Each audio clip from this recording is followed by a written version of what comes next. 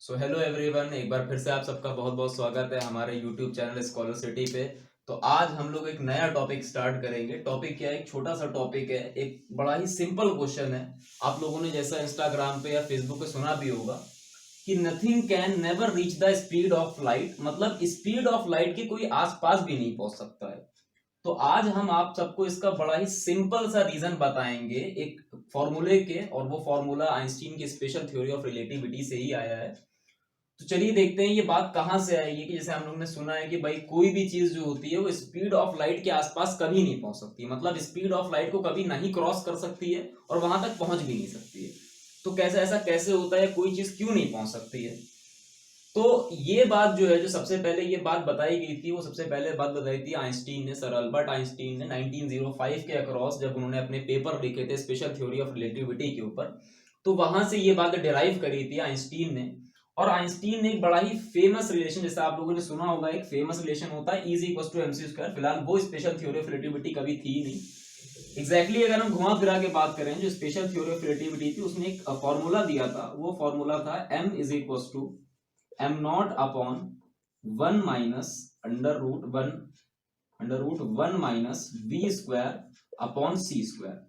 ये एक फॉर्मूला दिया था आइंस्टीन की स्पेशल थ्योरी ऑफ रिलेटिविटी से, लॉरेंस ट्रांसफॉर्मेशन से निकल के आया था। M is equal to M naught upon under root one minus V square upon C square. यहां पर अगर हम बात करेंगे, ये m का मतलब क्या है? m और m नॉट का मतलब मासेस हैं, लेकिन ये है कौन से मासेस? अगर हम बात करेंगे m की, तो यहां पर ये जो m है ये है मूविंग मास। और ये जो m नॉट है, इस m नॉट का मतलब होता है रेस्ट मास। ये एक नई चीज है यहाँ पर, रेस्ट मास और मूविंग मास से मतलब ये है। आप लोगों ने सुना होगा आइंस्टीन ने एक फॉर्मूला दिया था E equals to mc square.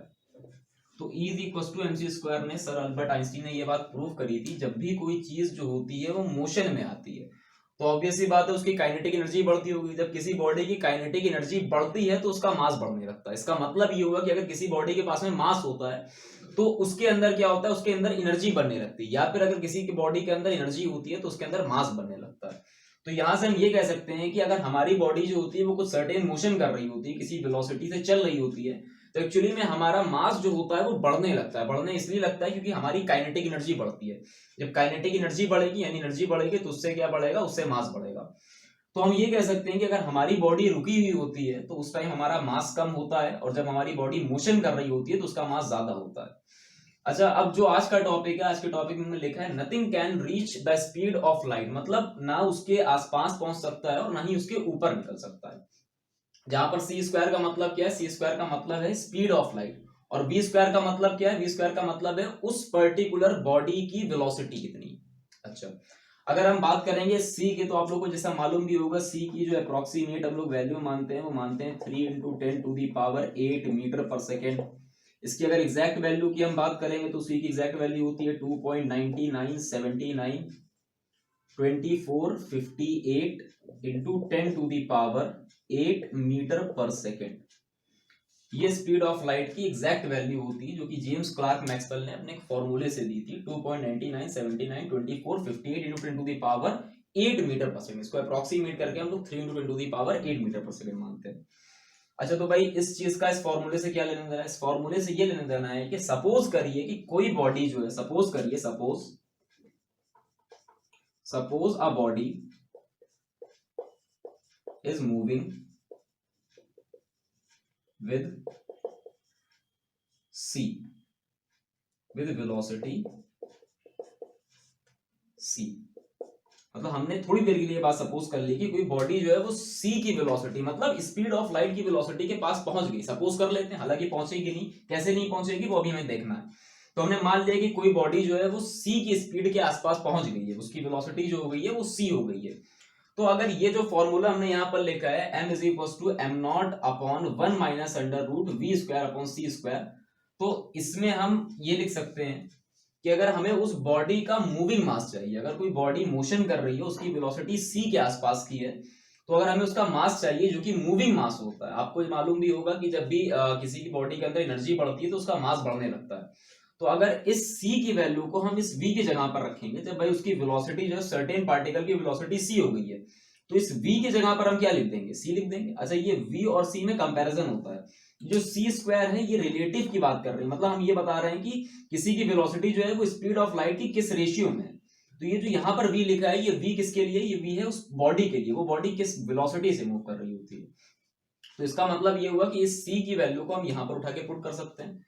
अब जब पुट करेंगे तो यहाँ पर इक्वेशन क्या बनेगी, m is equal to M naught upon under root 1 minus C square upon C square. इस v की जगह पर हमने क्या पुट करा है, पुटिंग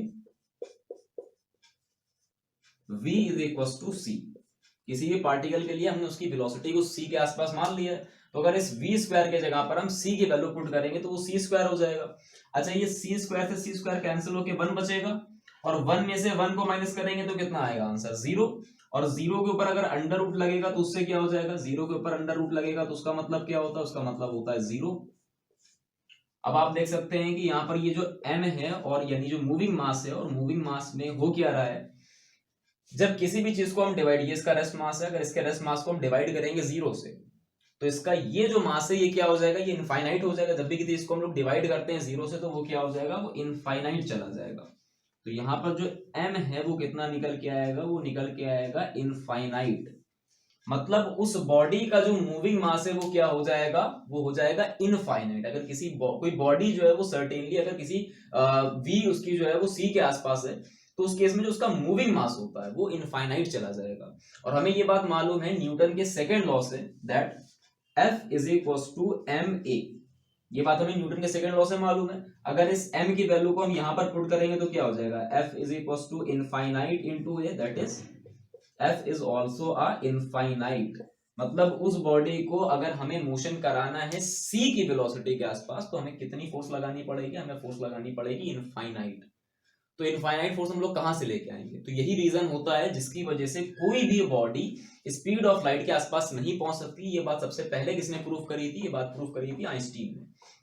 अच्छा, अब आप ये भी सवाल पूछ सकते हैं कि भाई जब कोई भी ऑब्जेक्ट जो है वो स्पीड ऑफ लाइट के आसपास नहीं जा सकता है तो स्पीड ऑफ लाइट कैसे जा रही है, यानी फोटोन कैसे जा रहा है। आपको मालूम भी होना चाहिए कि जो लाइट होती है वो एक्चुअली में फोटोन से मिलकर बनती है, बहुत ही डिस्क्रीट पार्टिकल होता है, तो वो जो होता है उसको हम लोग फोटोन बोलते हैं। तो फोटोन की तो स्पीड जो होती है वो लाइट के आसपास होती है, तो कोई बड़ी बात नहीं है। ये बात हम कह सकते हैं कि जो फोटोन है वो क्या है, वो एक पार्टिकल है, और माना ये जाता है कि जो फोटोन का मास होता है वो कितना होता है, 0 होता है। फोटोन का मास कितना होता है, 0 होता है। अगर किसी का मास 0 होगा तो वो क्या कर सकता है, तो वो इस वेलोसिटी तक पहुंच सकता है। लेकिन अगर किसी बॉडी के पास में कुछ ना कुछ मास है, मतलब उसके पास में कोई ना कोई रेस्ट मास है, फोटोन का रेस्ट मास 0 होता है। अगर किसी दूसरे ऑब्जेक्ट के पास में उसके अंदर कोई ना कोई रेस्ट मास है, चाहे बहुत छोटा भी हो, कोई फर्क नहीं पड़ता है, उसको अगर हम इस वेलोसिटी के आसपास मूव कराएंगे c के आसपास तो उसका मास, मूविंग मास जो होगा वो इनफाइनाइट चला जाएगा।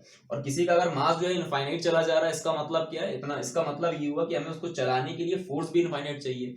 तो इतनी इनफाइनाइट फोर्स हम लोग ला ही नहीं सकते हमारे अर्थ के ऊपर। तो इसीलिए कोई भी ऑब्जेक्ट जो है वो इस स्पीड ऑफ लाइट को क्रॉस नहीं कर सकता है, ना ही इसके आसपास पहुंच सकता है।